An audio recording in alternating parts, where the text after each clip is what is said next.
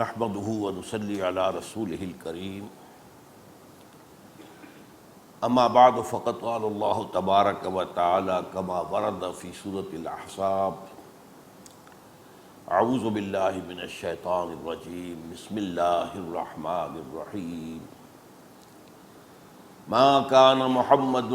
أبا أحد من رجالكم ولكن رسول الله وخاتم النبيين وَكَانَ اللَّهُ بِكُلِّ شَيْءٍ عَلِيمًا صدق اللہ العظیم۔ وقال النبی صلی اللہ علیہ وسلم وَإِنَّهُ سَيَكُونُ فِي أُمَّتِي ثَلَاثُونَ كَذَّابُونَ كُلُّهُمْ يَزْعُمُ أَنَّهُ نَبِيٌّ وَأَنَا خَاتَمُ النَّبِيِّينَ لَا نَبِيَّ بَعْدِي رواہ ترمذی رحمہ اللہ عن ثوبان رضی اللہ تعالی عنہ وقال صلی اللہ علیہ وسلم لا تقوم الساعة حتى يخرج 30 دجالون كلهم يزعم أنه رسول الله رواہ ابو داود رحمہ اللہ عن ابی ہریرہ رضی اللہ تعالی عنہ رب اشرح لي صدری ویسر لي امری واحلل عقدۃ من لسانی یفقہوا قولی اللہم ربنا افرغ علینا صبرا وتوفنا مسلمین رب اشرح لي صدری ویسر لي امری واحلل عقدۃ من لسانی یفقہوا قولی آمین یا رب العالمین۔ آج آپ کو اندازہ ہو گیا ہوگا کہ مجھے خاص طور پر ختم نبوت کے ضمن میں گفتگو کرنی ہے۔ میں نے اس سے پہلے کبھی اس موضوع کو خاص طور پر اپنا جو ہے وہ موضوع نہیں بنایا۔ اس کی وجہ یہ ہے کہ میں نے اپنے لیے مثبت طور پر دعوت قرآن، دعوت ایمان، دعوت جہاد، دعوت اقامت الدین، ان موضوعات کو طے کیا ہوا ہے۔ اور میں سمجھتا ہوں کہ جیسا کہ ایک بڑی مشہور کہاوت ہے، ہر کسے را بہر کار ساختند، اللہ تعالیٰ نے ہر کسی شخص کو کسی خاص کام کے لیے پیدا کیا ہے، اور آدمی اگر مختلف جو ہے وادیوں میں گھومتا رہے تو کوئی مرکزی نقطہ جو ہے لوگوں کے سامنے نہیں آتا جس سے کہ کوئی عمل کا راستہ معین ہوتا ہو۔ ہمارے ہاں تحفظ نبوت کے اعتبار سے ایک خاص طور پر اہم ادارہ ہے جو بہت ہی محنت کے ساتھ، مشقت کے ساتھ یہ کام کر رہا ہے، اور وہ ہے مجلس تحفظ ختم نبوت۔ یہ لوگ بڑے مخلص ہیں، میرا ان سے رابطہ ہے، اور بہت ہی اخلاص کے ساتھ اس کام میں لگے ہوئے ہیں، اور انہوں نے خاص طور پر اس کو موضوع بنایا ہے، اس کا حق ادا کیا ہے، اس میں کوئی شک نہیں۔ خاصی کتابیں شائع کی ہیں، بہت سے جو ہے بڑے ضخیم بھی جو ہیں چیزیں سامنے آئی ہیں۔ یہ موضوع جب سے زیر بحث ہے، عدالتوں میں گیا ہے تو عدالتوں کے فیصلے کیا وہ انہوں نے شائع کیے ہیں۔ تو اس حوالے سے میں سمجھتا ہوں کہ ایک کام جو وہ کر رہے ہیں، اور میں سمجھتا ہوں کہ وہ کام کافی ہے۔ اس حوالے سے خام خواہ اس میدان میں خود بھی دخل دینا میرے نزدیک، سوائے اس کے کہ اپنی بات جو ہے ضمنی طور پر مختلف موضوعات کے ذیل میں وہ بات آتی رہی ہے، وہ میں بیان کرتا رہا ہوں۔ لیکن آج میں نے خاص طور پر اس لیے اسے موضوع بنایا ہے کہ اصل میں قادیانیوں نے ماڈل ٹاؤن لاہور کو خاص طور پر اپنی سرگرمیوں کا مرکز بنا لیا ہے۔ یہاں آپ کو معلوم ہے کہ اس گراؤنڈ میں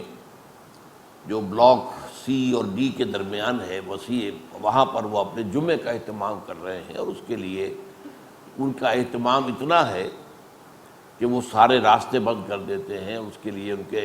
والنٹیئر جو ہیں کھڑے ہوتے ہیں، کنٹرول کرتے ہیں۔ اس حوالے سے یہ ہے کہ جو فیصلے ہوئے ہیں اجتماعی طور پر، سب سے پہلے یہ کہ فیصلہ ہوا کہ قادیانی غیر مسلم ہے، امت مسلمہ سے خارج ہے، اور یہ فیصلہ ظاہر بات ہے کہ علماء کے فتوے تو بہت پہلے سے تھے، لیکن پاکستان میں کیونکہ پارلیمنٹ کے ذریعے طے ہوا ہے، اور خاص طور پر یہ بات جو ہے کہ اس وقت وزیر اعظم تھے ذوالفقار علی بھٹو،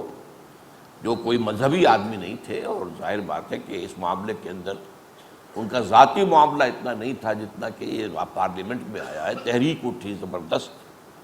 اور اس تحریک کی سربراہی بھی ایک خالص غیر سیاسی شخصیت کر رہی تھی، اس لیے کہ اس سے تقریباً 20 سال پہلے جو تحریک چلی تھی ختم نبوت کی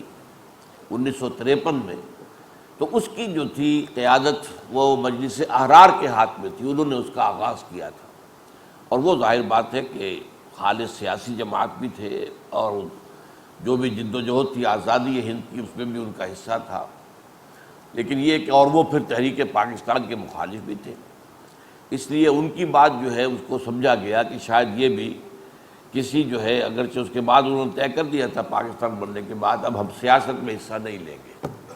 لیکن یہ کہ بہرحال لوگوں کو یہ سوچنے کی گنجائش تھی کہ شاید یہ کوئی سیاسی اپنے پروگرام کے تحت انہوں نے اس مسئلے کو اٹھایا ہے،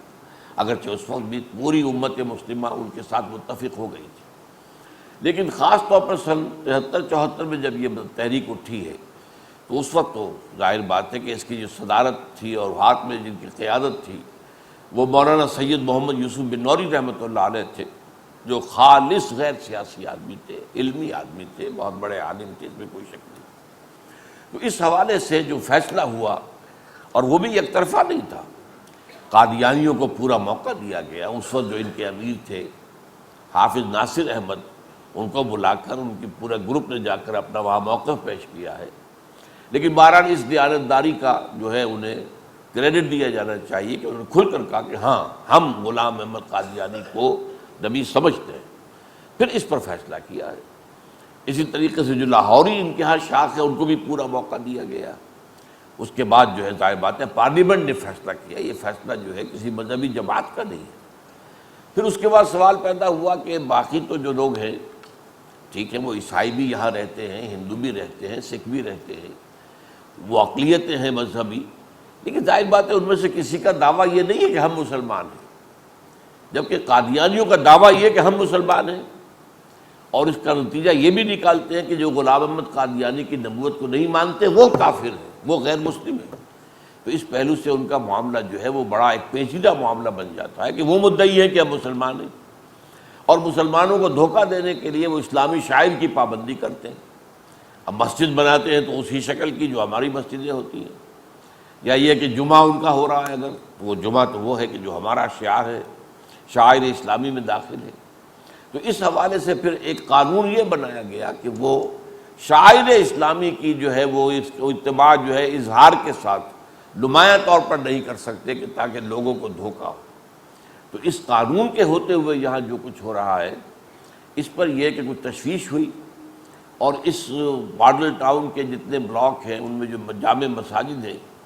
ان کے ائمہ جمع ہوئے کچھ عرصے پہلے، انہوں نے کہا کہ یہ اس کا کچھ ادارہ ہونا چاہیے، تو ان کی طرف سے ایک طے ہوا معاملہ کہ ایک یادداشت جو ہے یہاں پر بھیجی جائے ایس ایچ او صاحب کو، جس میں ان تمام چیزوں کا حوالہ دے کر اور ان سے پھر کہا جائے کہ اس معاملے کے اندر اپنا فرض منصبی ادا کریں، جو قانون ہے ملکی اس کو نافذ کروائیں، تاکہ اس سے جو ہے بات آگے بڑھے گی تو ظاہر بات ہے کہ وہ کسی امن و امان کا مسئلہ بن سکتی ہے۔ تو میں سمجھتا ہوں اس کے لیے طے کیا گیا کہ چند جمعوں میں اس موضوع پر تمام لوگ تقاریر کریں تاکہ لوگوں کو اویئرنیس ہو جائے، اس لیے کہ بعض ہمارے خاص طور پر جدید تعلیم یافتہ لوگ جو ان چیزوں کو پسند نہیں کرتے، اب وہ اس مغالطے میں ہے کہ یہ مسلمانوں کا ایک فرقہ ہے، تو یہ تو فرقے واریت ہو گئی، حالانکہ وہ مسلمانوں کا فرقہ نہیں ہے، ان کے غیر مسلم ہونے پر آپ کی پارلیمنٹ فیصلہ کر چکی ہے اور پوری دنیا میں مسلمان اس پر متفق ہیں،